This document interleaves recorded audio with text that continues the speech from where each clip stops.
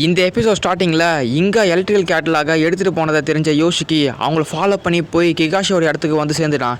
இங்கே தான் அந்த எலக்ட்ரிக் கேட்டலாக் அந்த பாக்ஸில் இருக்குது. அப்போ அந்த எலக்ட்ரிக் கேட்டலாக தரமாட்டான்னு சொல்லி இங்கே எடுத்து வச்சுக்கிட்டாங்க. ஆனால் அந்த யோஷிக்கு விடாமல் அந்த எலக்ட்ரிக் கேட்டலாக பிடுங்கிறதுக்காக போகிறான். இங்கே பாரு, நான் தான் உன்னை வருங்காலத்தில் மேரி பண்ண போகிறேன், ஒழுங்காக அந்த எலக்ட்ரிக் கேட்டலாக என்கிட்ட கொடுத்துரு அப்படி சொல்கிறான். ஆனால் அதுக்கு அவங்க நீ என்ன பண்ணாலும் நான் தரமாட்டேன் அப்படி சொன்னதுக்கு இந்த யோஷிக்கு வலுக்கட்டாயமாக அதை பிடுங்க ட்ரை பண்ணுறான். அப்படி அவன் வேகமாக அதை புல் பண்ணதுனால பக்கத்தில் நம்ம கிகாஷி பண்ண லைட் பல்ப் மேலேயே விழுந்துடுறான். இதனால் அந்த லைட் பல்ப்பு பீஸாக உடஞ்சிடுச்சு. ஒரு செகண்ட் அவனுக்கு அவன் அண்ணன் கூட இருந்த ஞாபகம்லாம் வந்துட்டு போகுது. இதனால் நம்ம கிகாஷி செம கோவமாயிட்டான். நான் அவனை விடவே மாட்டேன்டா அப்படின்னு சொல்லி அவன் ஸ்டாட்டிக் எலக்ட்ரிசிட்டி உருவாக்குற ஒரு மிஷின் ஒன்று இருக்கும், அதை சார்ஜ் பண்ணுறான். அப்புறமா அது ஃபுல்லாக சார்ஜ் ஆகி நம்ம யோஷிக்கோட முகத்து மேலே அடிக்கவும் அவ்வளோதான், இவன் எங்கேயோ பறந்து போய் விழுந்துடுறான். அந்த அளவுக்கு அது பவர்ஃபுல்லாக இருக்குது. அப்போது யோஷிக்கு பாடி கார்டாக இருக்க இகிசோ என்ன பண்ணுறாருனா கிகாஷி பின்னாடி வந்து அவன் கழுத்தில் லைட்டாக அடிக்கிறாரு. அதுக்கு அவன் மயக்கம் போட்டு விழுந்துடுறான். அப்புறமா இங்காவையும் மயக்கம் போட வச்சு கூட அந்த எலக்ட்ரிக் கேட்டலாக்கு அப்புறம் இங்கா முக்கியமான விஷயம் அந்த சாம்பிராணி மிஷின்.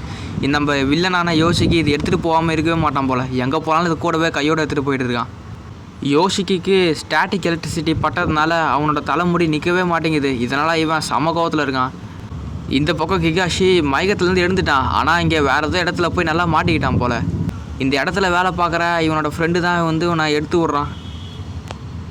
இவனோட அண்ணனோட எலக்ட்ரிக் கேட்டலாக் இந்த யோஷிக்கியோட கைக்கு போகக்கூடாது சொல்லி இவங்க போகிற காரை இவன் கயிறு மூலியமாக கட்டி வச்சுருக்கான்.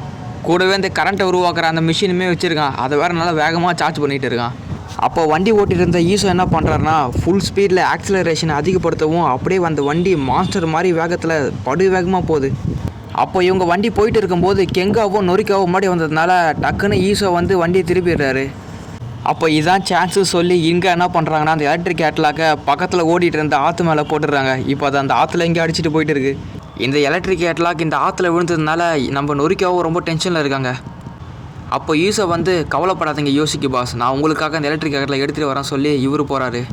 சரி, நொரிக்கோ வருத்தப்படவில்லை அந்த எலக்ட்ரிக் கேட்டலாக் இல்லைன்னு சொல்லிவிட்டு நம்ம கெங்காவும் கூட போகிறாரு.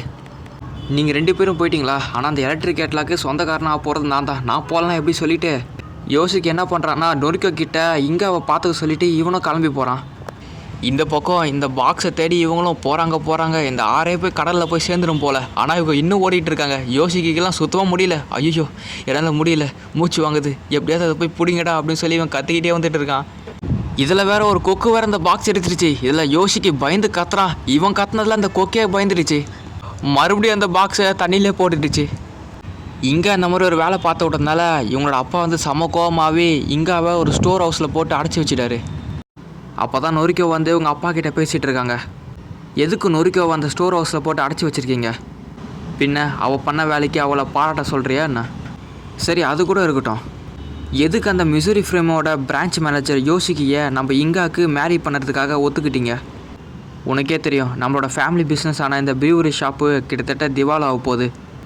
அவர் என்கிட்ட ஒரு டீல் சொன்னார். நான் உங்கள் பொண்ணை வந்து மேரி பண்ணிக்கிறேன், உங்கள் கடன் எல்லாத்தையுமே வந்து நானும் கிளியர் பண்ணிடுறேன், ஆனால் உங்கள் பொண்ணை எனக்கு கண்டிப்பாக நீங்கள் மேரி பண்ணி வச்சாகணும் அப்படி சொன்னான். நானும் வேறு வழி இல்லாமல் அதுக்கு நான் ஒத்துக்கிட்டேன் அப்படின்னு உங்கள் அப்பா சொல்கிறாரு. இந்த பக்கம் ஸ்டோர் ரூமில் இருக்க நம்ம இங்கே பார்க்குறதுக்காக ரூஃபில் இருந்து கயிறு போட்டு கீழே வர நம்ம கிகாஷி. அப்போ இந்த எலக்ட்ரிக் கேட்டலாக கிகாஷி கிட்டே கொடுக்குறாங்க. நம்ம கிகாஷிக்கு ஒன்றே புரியல, இது எப்படி உன் கைக்கு வந்துச்சு அப்படின்னு கேட்கவும் யோசிக்கு என்ன காரில் கூட்டிகிட்டு போயிட்டு இருக்கும்போது அந்த சாம்பிராணி அவன் எரிய வைக்க ட்ரை பண்ணியிருந்தான். அப்போ தான் அவன் பார்க்காத போது அந்த எலக்ட்ரிக் கேட்டலாக அவனுக்கே தெரியாமல் எடுத்து வச்சுக்கிட்டேன் அப்படின்னு சொல்கிறாங்க. ஈவினிங் ஆகிடுச்சு. இன்னும் இவங்க அந்த எலக்ட்ரிக் கேட்டலாகோட பாக்ஸை கூட எடுக்கல இவனுங்க. அதுவாக பார்த்து ஒரு கல் மேலே பட்டு நின்றுடுச்சு. இந்த பக்கம் யோசிக்கு அந்த பாக்ஸ் அங்கே தான் இருக்குது, சீக்கிரமாக போய் எடுங்க அப்படின்னு சொல்லிட்டு இருக்கான். இவனும் அந்த பாக்ஸை ஆசை திறந்து பார்த்தா அதுக்குள்ளே ஒன்றுமே இல்லை. எப்படி இருக்கும்? இங்கே தான் எடுத்துட்டாங்களா ஆல்ரெடி அதை. இங்கே கிகாஷி என்ன கேட்குறான்னா இந்த கேட்டலாகில் ஒரு பாதி தான் இருக்குது, இன்னொரு பாதி எங்கன்னே தெரியலையே அப்படின்னு சொல்கிறான். அப்புறம் என்ன, வந்த வேலை தான் முடிஞ்சிடுச்சு சொல்லிவிட்டு கிகாஷியும் மேலே போகிறான். இங்காவும் என்ன சொல்கிறான்னா என் அப்பா வரத்துக்குள்ளே இங்கேருந்து சீக்கிரமாக கிளம்பிப்போ அப்படி சொல்கிறாங்க. ஆனால் என்ன இந்த மிஷினு சரியாக வேலை செய்யலை. கிகாஷி நல்லா கயிறில் மாட்டிக்கிட்டு அங்கங்கே சுற்றிட்டு இருக்கான். அப்புறமா இவங்க 2 பேரும் பெடல் பண்ணி அப்படியே ரூஃப் டாப்புக்கு போயிட்டு இருக்காங்க. அப்போ தான் கரெக்டாக இங்காவோட அப்பாவும் கூடவே இங்காவோட அக்கா நொரிக்காவும் வந்துட்டு இருக்காங்க. அதுக்கப்புறமா இவங்க 2 பேரும் ஒன்றா ரூஃப் டாப்பில் இருந்து இந்த சிட்டியோட அழகை அப்படியே பார்த்துட்டு இருக்காங்க. அப்போ அந்த சமயம் பார்த்து இங்கா திரும்பி எப்படி இந்த வியூ இருக்குது அப்படின்னு சொல்லி கிகாஷிட்ட கேட்க இவனுக்கு வாயிலிருந்து வார்த்தையே வர மாட்டேங்குது. அதுக்கு பதிலாக இவன் கால் ஃபுல்லாக நடுங்குது. ஐயோ நம்ம என்ன பதில் சொல்கிறது அப்படின்னு. அப்போ இங்கோட அப்பா வந்து இவங்க 2 பேரும் மேலே இருக்கிறத பார்த்துடுறாரு. அப்போ நொரிக்கோ தான், நீங்கள் எதுவும் கவலைப்படாதீங்க, நீ அவளை கூட்டிகிட்டு போ, நான் இவரை பார்த்துக்கிறேன் அப்படி சொல்கிறாங்க. அப்போது கிகாஷி கிட்ட வந்து பறக்கிற மாதிரி ஒரு கிளைடிங் மிஷின் வச்சுருப்பான் போல். அது மூலிமா தான் இவங்க 2 பேரும் இங்கேருந்து தப்பிச்சு போக போகிறாங்க. அப்போ காற்று பலமாக அடிக்கவும் அவங்க அப்படியே மேலே பறக்க ஆரம்பிச்சிடுறாங்க. ஆனால் கொஞ்ச நேரத்துலேயே இந்த கிளைடிங் மிஷின் இருக்க எல்லா கயிறுமே அருந்து போய் கீழே விழ ஆரம்பிக்கிறாங்க இவங்க 2 பேருமே. ஆனால் நல்ல வழியாக நேரடியாக தரையில் விழாமல் இவங்க மரத்து மேலே மோதுனால கொஞ்சம் சேஃபாக லேண்ட் ஆகிடுறாங்க.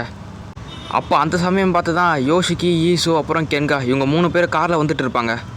அப்போ யோஷிக்கி என்ன சொல்கிறான்னா, அங்கே பாரு இங்காவை யாரோ கடத்தி கொண்டுட்டு போயிட்டுருக்கானுங்க. இதை கேட்டு கெங்காவுக்கு சமூகம் வந்துருச்சு. என்னது கடத்தி கொண்டு போகிறானா, அவனை இன்றைக்கி பீஸாக ஆக்கிடுறான் அப்படி சொல்லிட்டு கதவெல்லாம் உடச்சிட்டு இங்கேருந்து வேகமாக போகிறாரு. இதை தெரிஞ்சுட்டு இவங்க 2 பேரும் போகிறாங்க. ஆனால் இங்காக்கு கீழே விழுந்ததில் கால் வந்து அடிபட்டு இருக்குது. அவங்களால சரியாக நடக்க முடியல. அப்புறமா இவங்க 2 பேரும் கெங்காவுக்கு தெரியாமல் ஏதோ ஒரு இருட்டான இடத்துல இருக்காங்க. ஆனால் நம்ம கிகாஷிக்கு இருட்டுனாலே பயம். அப்போ இந்த இடத்துக்கு முன்னாடியே தான் யோசிக்கி இருக்கான். இங்கே இவங்க 2 பேரும் அந்த காலடி தடத்தை பார்த்து இவன் கரெக்டாக கண்டுபிடிச்சிட்டான் இவங்க உள்ளே தான் இருப்பாங்க அப்படின்னு. அதுக்கப்புறமா யோசிக்கி கிட்ட இங்கா வசமாக மாட்டிக்கிட்டாங்க. கிகாஷி போய் காப்பாற்ற நினச்சா அவன் கெங்கா கிட்ட மாட்டிக்கிட்டான். கெங்கா அப்படியே அவனை தூக்கி காற்றுல வச்சிருக்காரு. அப்புறமா இங்கே கையில் இருந்த கேட்லாக்கை யோசிச்சு எடுத்துட்டான். இதுக்காக என்னை எவ்வளோ தூரம் ஓட வச்சுங்க, இப்போ பார்த்தீங்களா என் கைக்கு வந்துருச்சு அப்படின்னு சொல்கிறான். அப்போ கிகாஷி என்ன சொல்கிறான்னா, இது என்ன செரிக்காவோட கேட்லாக்கு, நான் அவனோட தம்பி தான், ஒழுங்காக என்கிட்ட கொடுத்துருங்க அப்படி சொல்லவும் கெங்காக்கு பழைய ஞாபகம்லாம் ஃப்ளாஷ்பேக்காக வந்துட்டு போகுது. அதுக்கப்புறமா இங்கா கிகாஷி இவங்க 2 பேருமே வந்து இங்காவோட அப்பா அம்மா வீட்டுக்கு கொண்டு போகிறாங்க. இங்காவோட அப்பா இங்காவை கண்டுபிடிச்சதுக்கு யோஷிக்கு நன்றி சொல்கிறாரு. அப்போ யோஷிக்கு அந்த எலக்ட்ரிக் கேட்லாகில் என்ன இருக்குது சொல்லி திறந்து படிக்க ஆரம்பிக்கிறான். ஆனால் இவன் பயங்கர கோபமாகறான். ஏன்னா அந்த எலக்ட்ரிக் கேட்லாகில் ஏதோ சின்ன குழந்தை கிறுக்குன மாதிரி தான் இருக்குது. அதில் எந்த ஒரு சயின்டிஃபிக் இன்னோவேஷன் பற்றியோ அந்த அளவுக்கு எதுவுமே பெருசாகவே இல்லை.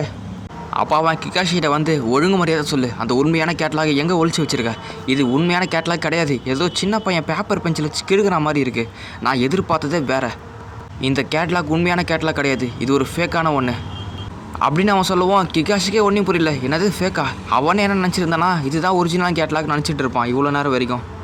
இது ஃபேக்குன்னு தெரிஞ்ச உடனே இவனாலே நம்ப முடியல. சரி ஓகே கைஸ், இதோட இந்த எபிசோடு முடியுது. அடுத்த எபிசோடில் என்ன ஆக போகுதுன்னு பார்க்க ஆர்வத்தோடு இருங்க. நான் கூடிய சீக்கிரம் அடுத்த எபிசோட்லேயும் அப்லோட் பண்ணிடுறேன். சப்ஸ்கிரைப் பண்ணாதவங்க சப்ஸ்கிரைப் பண்ணிக்கோங்க, கூடவே லைக்கும் பண்ணிக்கோங்க.